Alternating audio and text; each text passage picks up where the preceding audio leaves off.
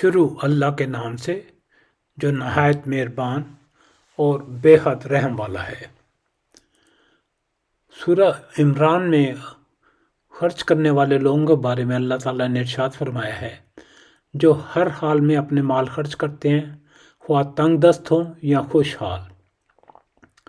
سورہ رعد میں ارشاد ہوا، ہمارے دیے ہوئے رزق میں سے اعلانیہ اور پوشیدہ خرچ کرتے ہیں۔ پھر سورہ فرقان میں فرمایا گیا، جو خرچ کرتے وقت بھی نہ تو اسراف کرتے ہیں اور نہ کنجوسی، بلکہ ان دونوں کے درمیان اعتدال سے خرچ کرتے ہیں۔ یہ اہل جنت کی صفت ہے کہ وہ تنگی اور آسانی میں، خوشی غمی میں، تندرستی بیماری میں اور ہر حال میں راہ اللہ میں اپنا مال خرچ کرتے رہتے ہیں۔ یہ لوگ اللہ تعالیٰ کی رضا کے لیے اس کی مخلوق پر احسان کرتے ہیں۔ یہ نیک لوگ فقراء، محتاج، مساکین، اپنے غیر سب کو چھپے کھلے دن رات وقت بے وقت ہر وقت اللہ کی راہ میں دیتے رہتے ہیں۔ پھر ان کی ایک صفت اور یہ ہے کہ نہ تو وہ فضول خرچ ہیں اور نہ کنجوس، نہ بیجا خرچ کرتے ہیں، نہ ضروری اخراجات میں کوتاہی کرتے ہیں، بلکہ میانہ روی سے کام لیتے ہیں۔ نہ ہی یہ کہ اپنے اہل عیال کو تنگ رکھیں، نہ یہ کہ سب کچھ لٹا دیں، اپنی عذر میانہ روی سے کرتے ہیں۔ خرچ نہ کرنے والوں کے بارے میں سورہ بقرہ میں فرمایا گیا، اللہ تعالیٰ کی راہ میں خرچ کرو اور اپنے ہاتھوں ہلاکت میں نہ پڑو اور احسان کرو۔ سورہ حدید میں ارشاد ہوا، تمہیں کیا ہو گیا ہے جو تم اللہ کی راہ میں خرچ نہیں کرتے۔ سورہ محمد میں ارشاد ہوا، دیکھو تم لوگوں کو دعوت دی جا رہی ہے کہ اللہ کی راہ میں مال خرچ کرو، اس پر تم میں سے کچھ لوگ ہیں کہ بخل کر رہے ہیں، حالانکہ جو بخل کرتا ہے وہ در حقیقت اپنے آپ ہی سے بخل کر رہا ہے، اللہ تو غنی ہے، تم ہی اس کے محتاج ہو۔ مال و دولت انسان کو بہت محبوب ہوتا ہے اور اس کا دوسروں پر خرچ کرنا اس پر گراں گزرتا ہے۔ خیرات و صدقات کی رغبت اس لیے دلائی گئی ہے اور فرمایا گیا ہے کہ میری راہ میں خرچ کرو، اللہ تعالیٰ تم سے اس خیرات کے بدلے انعام کا وعدہ کر چکا ہے۔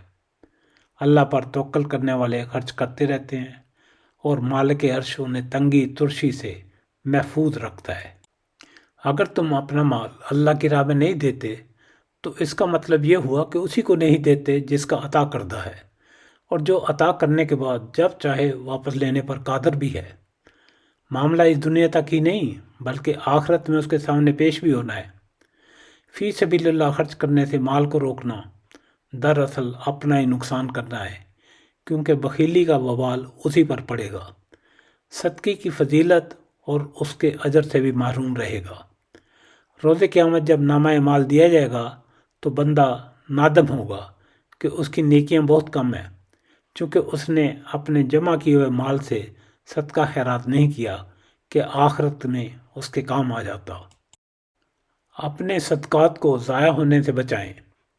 سورہ بقرہ میں فرمایا گیا ہے، اے ایمان لانے والو، اپنے صدقات کو احسان جتا کر اور دکھ دے کر اس شخص کی طرح خاک میں نہ ملا دو جو اپنا مال محض لوگوں کے دکھانے کے لیے خرچ کرتا ہے۔ پھر سورہ نساء میں ارشاد ہوا، اور وہ لوگ بھی اللہ کو ناپسند ہیں جو اپنے مال محض لوگوں کو دکھانے کے لیے خرچ کرتے ہیں۔ جو صدقہ فرض ہو اس کو اعلانیہ دینا افضل ہے، خاص کر جب کہ دوسروں کو ترغیب دینی ہو۔ فقراء مساکین کو چھپا کر دینا بہت ہی بہتر ہے۔ اعلانیہ اور پوشیدہ دیتے وقت حاجت مندوں کی عزت و آبرو کا خاص خیال رکھیں۔ صدقہ میں نمود و نمائش، ریاکاری کا شعبہ تک نہ ہو۔ صدقہ دینے کے بعد احسان جتا کر ان کی عزت نفس کو خاک میں نہ ملا دیں کہ آپ نے ان پر احسان کیا ہے، اور نہ ہی کسی دوسری صورت میں اس کا معاوضہ حاصل کرنے کی کوشش کریں۔ یہ باتیں صدقے کو برباد کر دیتی ہیں۔ صدقہ دے کر یہ نہ سمجھے کہ آپ نے ان پر احسان کیا ہے، بلکہ یہ تو آپ کے اوپر اور آپ کے مال پر ان کا حق ہے جو ادا ہوا ہے۔ آپ نے حقداروں کو ان کا حق دے کر اپنا فرض پورا کیا ہے۔ صدقہ دیتے وقت قریبی رشتہ داروں کو ترجیح دینی چاہیے۔ حدیث پاک صلی اللہ علیہ وسلم ہے، جو اپنے رزق کی اور اپنی عمر کی ترقی چاہتا ہو اسے صلہ رحمی کرنی چاہیے۔ رسول پاک صلی اللہ علیہ وسلم نے فرمایا، کہ 7 شخصوں کو قیامت کے دن اللہ تعالیٰ اپنے سائے میں جگہ دے گا، جس دن اس کے سائے کے علاوہ اور کوئی سایہ نہ ہوگا۔ ان میں سے ایک شخص وہ ہوگا جو اپنا صدقہ اس قدر چھپا کے دے کہ بائیں ہاتھ کو دائیں ہاتھ کے خرچ کی خبر تک نہ ہو۔ ایک اور جگہ فرمایا گیا کہ پوشیدگی کا صدقہ اللہ تعالیٰ کے غضب کو بجھا دیتا ہے۔ اپنے دیے ہوئے صدقہ کو ہمیشہ حقیر جانو، تاکہ تمہارا نفس صدقہ دینے کی نیکی پر پھول نہ جائے اور تم تکبر نہ کرنے لگو۔ صدقات دینے والوں کے اجر کے بارے میں اللہ تعالیٰ سورہ بقر میں فرماتا ہے، جو لوگ اپنے مال شب و روز کھلے چھپے خرچ کرتے ہیں ان کا اجر ان کے رب کے پاس ہے، اور ان کے لیے کسی خوف اور رنج کا مقام نہیں۔ سورہ سبا میں فرمایا گیا، جو کچھ تم خرچ کر دیتے ہو اس کی جگہ وہی تم کو اور دیتا ہے، اور وہ سب رزق دینے والوں سے بہتر رازق ہے۔ سورہ انفال میں فرمایا گیا، جو کچھ بھی اللہ کی راہ میں صرف کرو گے وہ تمہیں اس کا پورا پورا بدلہ دیا جائے گا اور تمہارا حق نہ مارا جائے گا۔ قرآن پاک میں بار بار ارشاد فرمایا گیا، اگر تم اللہ کو قرض حسن دو تو وہ تمہیں کئی گنا بڑھا چڑھا کر واپس کر دے گا۔ خرچ کرنے والوں کا اجر ان کے رب کے پاس ہے، اور ان سے ہر قسم کا خوف اور غم دور کر دیا جائے گا۔ اللہ تعالیٰ نے ہی ہمیں تمام نعمتوں سے نوازا ہے، اور اسی کے دیے ہوئے میں سے ہم اللہ کی راہ میں خرچ کرتے ہیں۔ اللہ تعالیٰ فرماتا ہے کہ تم اس کی رضا کے لیے خرچ کرو گے، وہ اس کو کئی گنا بڑھا چڑھا کر تمہیں لوٹائے گا۔ جیسی چیز تم خرچ کرو گے اسی کے مطابق اللہ تعالیٰ تمہیں جزا عطا فرمائے گا۔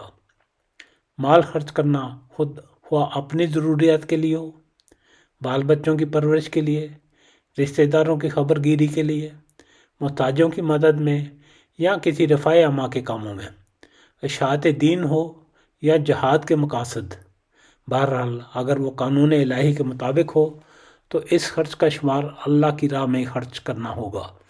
جس قدر خلوص اور جتنے گہرے جذبے کے ساتھ انسان اللہ کی راہ میں خرچ کرے گا اتنا ہی اللہ کی طرف سے اس کا اجر زیادہ ہوگا۔ ایک شخص نے نبی پاک صلی اللہ علیہ وسلم سے پوچھا کہ یا رسول اللہ، کس طرح کے صدقہ میں سب سے زیادہ ثواب ہے؟ آپ صلی اللہ علیہ وسلم نے فرمایا کہ اس صدقہ میں جسے تم صحت کے ساتھ بخل کے باوجود خرچ کرو، تمہیں ایک طرف تو فقیری کا ڈر ہو اور دوسری طرف مالدار بننے کی تمنا اور امید ہو، اور اس طرح کے صدقے میں دیر مت کرو کہ جب جان حلق تک آ جائے تو اس وقت کہنے لگے کہ فلاں کے لیے اتنا اور فلاں کے لیے اتنا، حالانکہ اب تو فلاں کا ہو چکا۔ سورہ منافقون میں فرمایا گیا ہے، جو رزق ہم نے تمہیں دیا ہے اس میں سے خرچ کرو قبل اس کے کہ تم میں کسی کی موت کا وقت آ جائے، اور اس وقت وہ کہے کہ اے میرے رب، کیوں نہ تم نے مجھے تھوڑی سی مہلت اور دے دی کہ میں صدقہ دیتا اور سالے لوگوں میں شامل ہو جاتا۔ مرنے والے کو اگر دنیا میں واپس لوٹایا جائے تو وہ ہمیشہ صدقہ دینے کو ترجیح دے گا۔ میت صرف صدقے کا ذکر اس لیے کرتی ہے کیونکہ وہ اپنی موت کے بعد اس کے عظیم اثرات دیکھتی ہے، لہذا زیادہ سے زیادہ صدقات و خیرات کریں۔ اللہ تعالیٰ تمام اہل ایمان کو قرآن اور احادیث رسول پاک صلی اللہ علیہ وسلم پر عمل کرنے کی توفیق عطا فرمائے۔ آمین ثم آمین۔